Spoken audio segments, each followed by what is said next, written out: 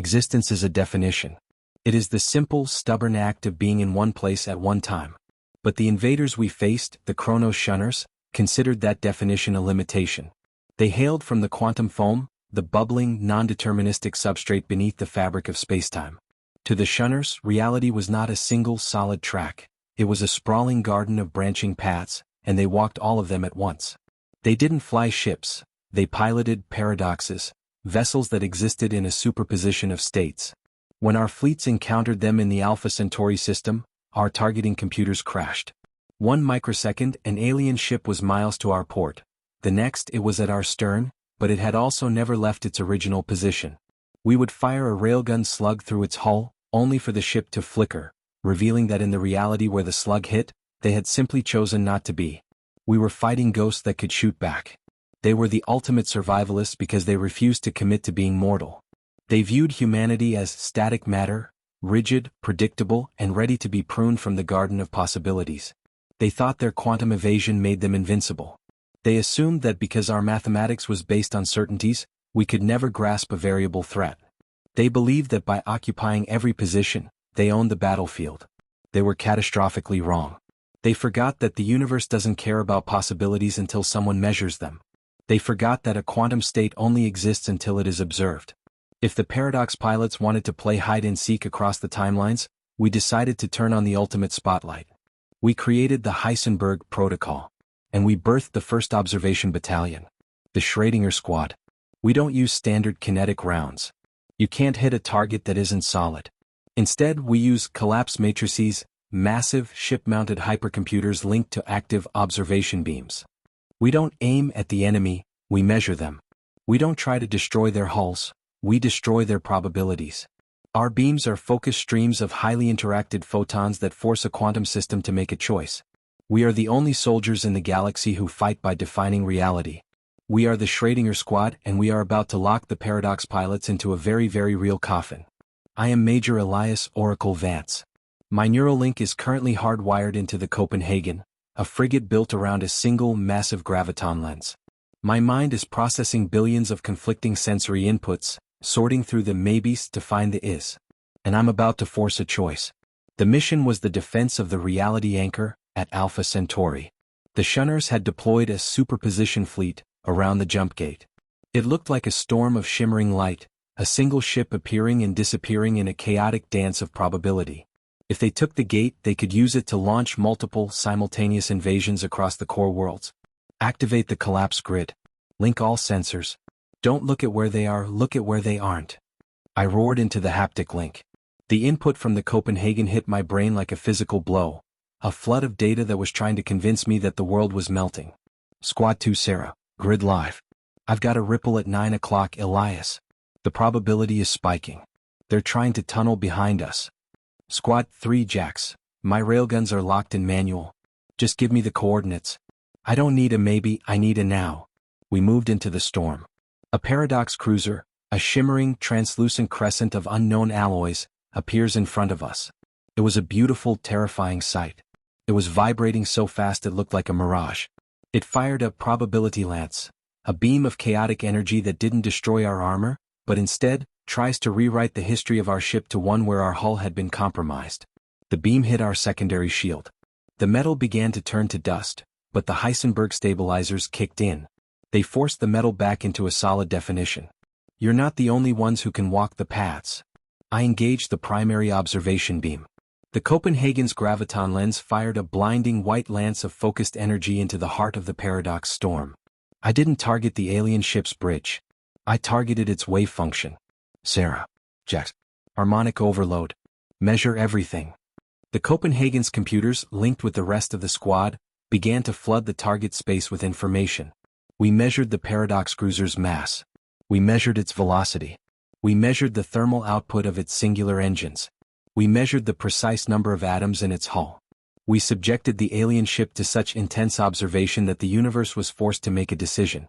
The shimmering stopped. The translucent crescent violently collapsed. In a flash of blue light, the alien ship became solid. It became heavy. It became real. It was a matte black hull of razor-sharp angles, no longer a possibility, but a tangible, targetable entity. The blue alien ichor leaked from seams that had just been defined into existence. They're real. Fire. Fire everything. Jax didn't hesitate. The 800mm railguns on the steam hammer roared. The solid tungsten slugs, which would have passed through a ghost, hit the now solid target with the force of a localized meteor strike. The Copenhagen's own pulse lasers bit into the armor. The Paradox cruiser, having just been forced into a singular existence, couldn't survive the trauma of physical impact. The ship shattered, its newly defined core undergoing a catastrophic meltdown. It exploded in a bloom of brilliant blue fire, its multidimensional history reduced to a very single static pile of scrap metal. Splash 1. They can die. Make them choice. The remaining Paradox pilots panicked. Their hive mind, tuned to the flow of probabilities, was flooded with a new and terrifying input: certainty. They began to scatter, not across space but across timelines. They tried to move into states of reality where we had never attacked, but the Schrödinger-Squad was already there. We had laced the sector with collapse beacons. These weren't weapons, they were static observers. Wherever the Paradox pilots tried to tunnel, the beacons measured them. The aliens were like cockroaches trying to hide from a spotlight in a room where every corner has a mirror. Major, the host Paradox, is trying to tunnel into the jump gate itself. Sarah yelled, her frigate maneuvering wildly through a cluster of flickering fighters. The host Paradox was the aliens' flagship, a massive entity that was currently trying to merge its probability with the jump gate, which would allow it to control the gate's destination across all timelines. It was a terrifying, shimmering distortion that took up half my HUD. Not this time, Ghost. I engaged the overdrive on my neural link. I bypassed the computers and channeled the raw sensor data directly into my motor cortex. I became the observer. I focused my will on the host Paradox. I looked at its massive, shimmering bulk. I ignored the overlapping images of its future and past. I ignored the realities where it was invincible.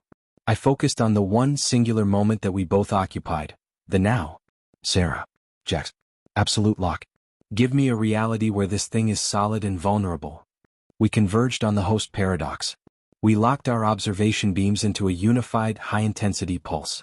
The gold circuitry on my gauntlet began to glow as I poured my own will into the graviton lens.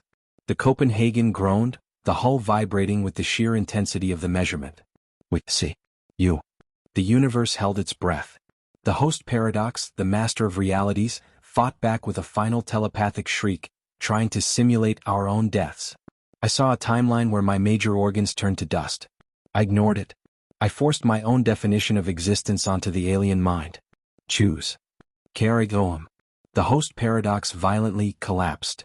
The gargantuan entity became a singular, moon-sized mass of black iron. It was solid. It was massive. And because we had defined its location right in front of our main railgun batteries, it was also mortal. Delete the ghost. The entirety of Schrödinger-Squad unloaded on the now solid flagship. Railgun slugs, antimatter missiles, and pulse laser fire converge on the single point of reality we had just created. The host Paradox didn't stand a chance. Its new, defined existence lasted only a microsecond before it was erased by industrial-scale violence. The massive entity shattered, the core collapsing inward before exploding in a shockwave of blue light that temporarily blinded our sensors. The remaining Paradox pilots, seeing their host deleted, lost their cohesion. Without the primary focus of the hive mind, they couldn't hold their superposition. They flickered one last time before failing into singular, static states of existence.